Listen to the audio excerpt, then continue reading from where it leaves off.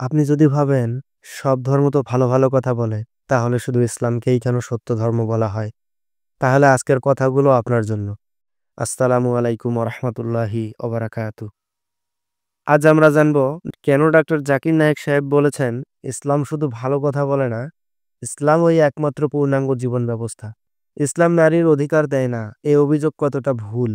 অনেকে বলেন ইসলাম নাকি নারীদের অধিকার দেয় না, কিন্তু আসলে কি তাই? ডক্টর জাকির নায়েক সাহেব বলেন, ইসলামই প্রথম ধর্ম যা একজন নারীকে এতটা সম্মান দিয়েছে। এক মার পায়ের নিচে জান্নাত, এই কথা কি আপনি অন্য কোনো ধর্মে শুনেছেন? পশ্চিমা সমাজে নারীর সৌন্দর্যকে বানানো হয় বিজ্ঞাপনের পণ্য, আর ইসলাম নারীর রূপ নয়, তার মর্যাদা রক্ষা করে। আপনি জানেন কি 1400 বছর আগেই ইসলাম নারীকে সম্পত্তির অধিকার, ভোটের অধিকার, শিক্ষা লাভের অধিকার দিয়েছে, যে সময়ে পৃথিবীর অন্য কোথাও নারীর কোনো স্বীকৃতিই ছিল না। এবার আসুন, সব ধর্ম ভালো, তাহলে শুধু ইসলাম কেন, এ বিষয় নিয়ে আলোচনা করি। অনেকে বলেন সব ধর্মই তো ভালো কথা বলে, তাহলে শুধু ইসলামই কেন? শুনুন ডক্টর জাকির নায়েক সাহেব কি বলেন। সব ধর্মে ভালো কিছু কথা আছে, কিন্তু ইসলাম একমাত্র ধর্ম যা আল্লাহর পক্ষ থেকে আসা পূর্ণাঙ্গ জীবন ব্যবস্থা। ইসলাম শুধু ভালো কথা নয়, এটা হলো আপনার জীবনের পূর্ণাঙ্গ গাইডলাইন, যা আপনার জন্ম থেকে মৃত্যু পর্যন্ত জীবনের প্রতিটি ক্ষেত্রে সঠিক পথ দেখায়। উদাহরণস্বরূপ, আপনি জানেন কিভাবে খেতে হবে, কিভাবে ব্যবসা করতে হবে, কিভাবে স্ত্রী সন্তানের সাথে আচরণ করতে হবে, এমনকি টয়লেটে ঢোকার দোয়া পর্যন্ত ইসলাম শেখায়। এত সুন্দরভাবে কোনো ধর্ম আপনার জীবনকে সাজাতে পারে? কেন মুসলিমরা মূর্তি পূজা করে না? কেউ কেউ প্রশ্ন করেন, কেন মুসলিমরা মূর্তি পূজা করে না? ডক্টর জাকির নায়েক সাহেব ব্যাখ্যা দেন খুব স্পষ্ট ভাষায়। তিনি বলেন, একজন শিল্পী যখন একটা মূর্তি বানায়, তখন মানুষ সেই মূর্তিকে পূজা করে। কিন্তু আপনি ভাবুন, আপনি কি আল্লাহর বদলে একজন মানুষকে বানানো পাথরকে সিজদা করবেন? অবশ্যই না। আল্লাহ যিনি সৃষ্টিকর্তা, তিনি কোনো চিত্র, কোনো ভাস্কর্য, কোনো সীমায় আবদ্ধ নন। তাকে অনুভব করতে হয়, বিশ্বাস করতে হয়। তাই ইসলাম বলে তুমি কেবল তারই ইবাদত করো যিনি তোমার একমাত্র রব। জিহাদ মানে কি যুদ্ধ?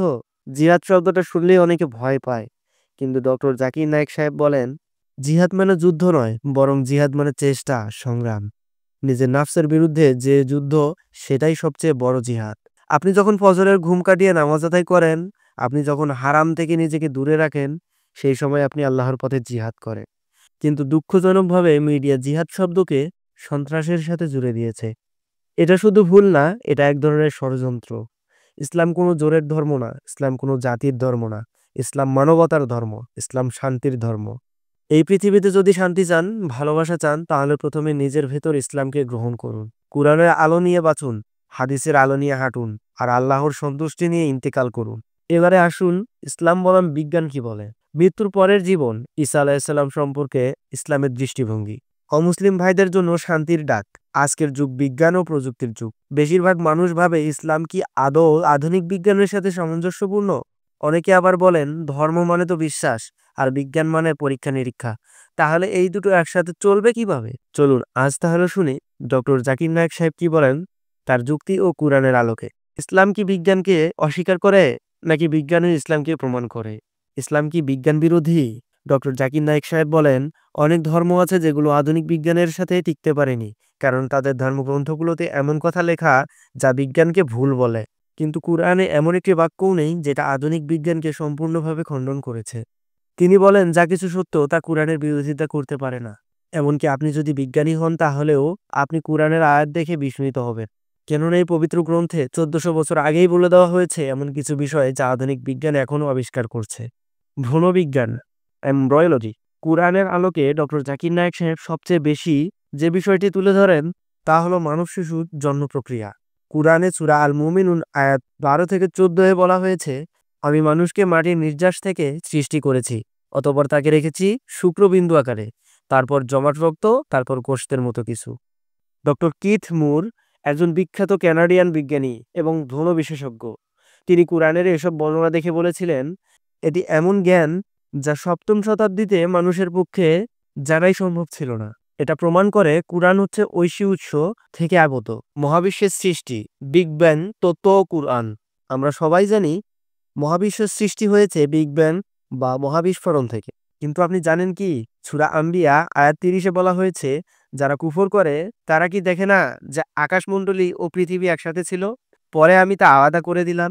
ডক্টর জাকির নায়েক সাহেব বলেন, এই আয়াতটি বিগ ব্যাং এর বিবরণ দেয় এমন সময় যখন কেউ কল্পনাও করতে পারেনি যে মহাবিশ্বে বিস্ফোরণ থেকে সৃষ্টি হয়েছে। এমন সময় যখন কেউ কল্পনাও করতে পারেনি যে মহাবিশ্ব বিস্ফোরণ থেকে সৃষ্টি হয়েছে। এমনকি ডার্ক ম্যাটার ও এক্সপ্যান্ডিং ইউনিভার্স এসব কনসেপ্টও কুরআনের বিভিন্ন আয়াতে রয়েছে। যেমন আমি আকাশে বিস্তৃত করেছি যা যেমন আমি আকাশে বিস্তৃত করেছি সূরা জারিয়াত ৪৭। এটা কি কোনো মানুষ ১৪০০ বছর আগে লিখতে পারে? পানি কানের উৎস। ডক্টর জাকির নায়েক সাহেব আরও একটি বিস্ময়কর বিষয় তুলে ধরেন কুরআনের আলোকে। ডক্টর জাকির নায়েক সাহেব আরও একটি বিস্ময়কর বিষয় তুলে ধরেন। কুরআন বলে, আমি প্রত্যেক জীবিত বস্তুর সৃষ্টি করেছি পানি থেকে। সূরা আম্বিয়া আয়াত ৩০। এখন আপনি যদি একজন জীববিজ্ঞানীকে জিজ্ঞাসা করেন, সে বলবে সেল বা কোষ যার ৮০%ই পানি, জীবনের মূল উপাদানই পানি। এটা কিভাবে সম্ভব যে একজন নিরক্ষর এটা কিভাবে সম্ভব যে একজন নিরক্ষর নবী যার কাছে কোনো বিজ্ঞান বইই ছিল না, তিনি এমন সত্য বলেছেন যা আজকের আধুনিক গবেষণাও মেনে নিচ্ছে। বিজ্ঞান ও ইসলাম বন্ধুত্ব নাকি শত্রুতা? অনেকে বলেন বিজ্ঞানের ধর্ম একসাথে চলে না, কিন্তু ডক্টর জাকির নায়েক সাহেব বলেন সত্য বিজ্ঞান কখনো সত্য ধর্মের বিরুদ্ধে যায় না। ইসলাম আমাদের চিন্তা করতে, প্রশ্ন করতে, গবেষণা করতে উৎসাহ দেয়। কুরআনের ৩০০টিরও বেশি আয়াত আছে যেখানে আল্লাহ তাআলা বলেন, তোমরা কি চিন্তা করবে না? তোমরা কি উপলব্ধি করবে না? এই ধর্ম কোনো অন্ধবিশ্বাসের কথা বলে না, বরং প্রশ্ন করে, উত্তর খুঁজতে বলে। সুতরাং বিজ্ঞান ও ইসলাম দুইটি নয়, বরং একটি পথের দুইটি রূপ। প্রিয় ভাই ও বোনেরা, ইসলাম কোনো অন্ধবিশ্বাসের ধর্ম না। ইসলাম এমন একটি আলো যা আপনার হৃদয়, যুক্তি আর জ্ঞানকে একসাথে জাগিয়ে তোলে। বিজ্ঞান আসছেও যাচ্ছে, তথ্য বদলাচ্ছে, কিন্তু কুরআনের একটি আয়াতও এখনো ভুল প্রমাণিত হয়নি। আজ যিনি নিজেকে শিক্ষিত বলেন, জ্ঞানী বলেন, তার উচিত কুরআন পড়ে দেখা, কারণ সেখানে আপনি শুধু আখেরাত নয়, এই দুনিয়ারও সঠিক দিক নির্দেশনা পাবেন। ইসলাম মানে শান্তি, ইসলাম মানে আল্লাহর পথে জীবনযাপন, আর ইসলাম মানে যুক্তির সাথে স্রষ্টাকে জানা। যদি আমার বলা কথাগুলো বিন্দু পরিমাণও ভালো লেগে থাকে, তাহলে লাইক, কমেন্ট, শেয়ার করে চ্যানেলটি সাবস্ক্রাইব করে আমার পাশে থাকবেন ইনশাআল্লাহ। আসসালামু আলাইকুম ওয়া রাহমাতুল্লাহ।